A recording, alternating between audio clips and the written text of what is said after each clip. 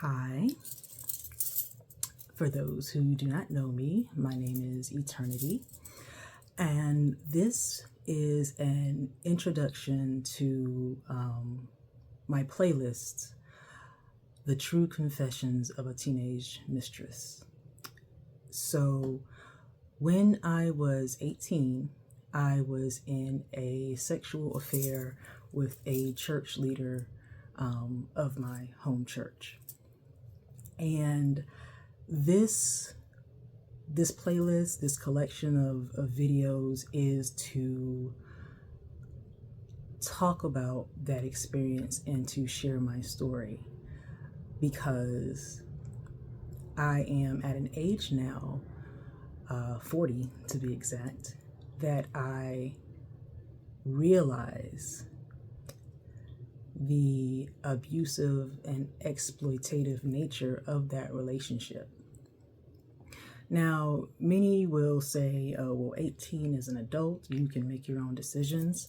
And to a degree, I agree with that. But that's also a mindset that allows predators to take advantage of people, waiting for them to be legal.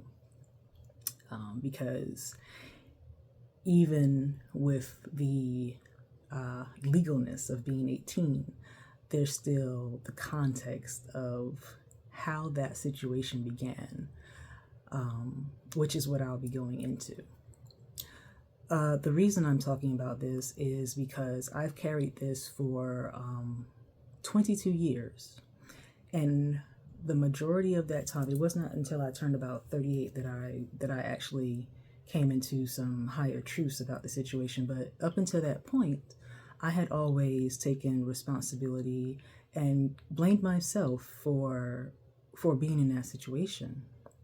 And now I am at a point where I see it for what it was. I see just how I was manipulated and used by somebody who I loved deeply and intimately, soulfully. I'm currently in therapy at the time of this recording, and with the blessing of my therapist, I'll be telling this story.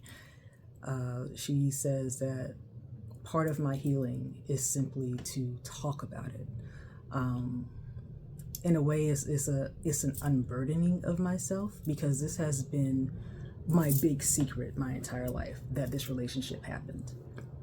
And so in releasing the secrecy of it, I am releasing myself from that past and able to fully move forward, because it's hard to move forward. Actually, I'm gonna say it's pretty much impossible to move forward in your healing if you are still keeping secrecy and shame about what it is you need healing from.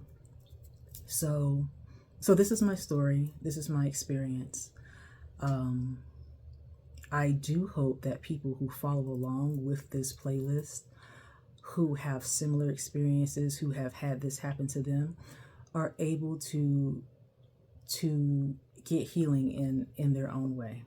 A lot of times we get healing through other people's stories, not because we're here for the drama, we're here for the tea, but because it's like, oh my gosh, it's not just me.